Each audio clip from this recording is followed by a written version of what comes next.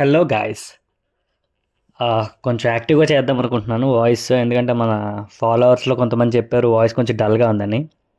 So ఏంటంటే ఇది Vizag trip అనమాట, మా ఊరు నుంచి ఆఫీస్కి వెళ్ళడానికి ఇంకా బైక్ మీద ట్రిప్ వేద్దామని ఫిక్స్ అయ్యాను.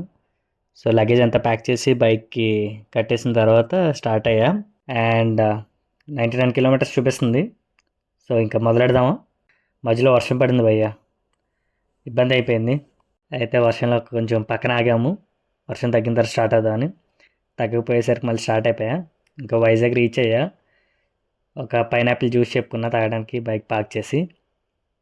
సో బీచ్ వ్యూ భయ్య, ఐ లవ్ వైజాగ్ అని రాస్తుంది ఇక్కడ. సూపర్ ఉంది బీచ్ రోడ్ అయితే. ఆ తర్వాత ఇంకా కైలాసగిరి కనబడుతుంది ఇక్కడ నుంచి మనకి.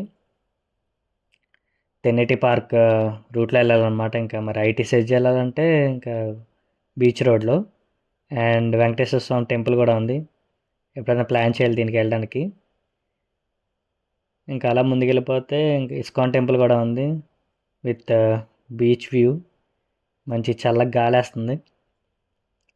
వచ్చేసాం భయ్య రుషికొండ.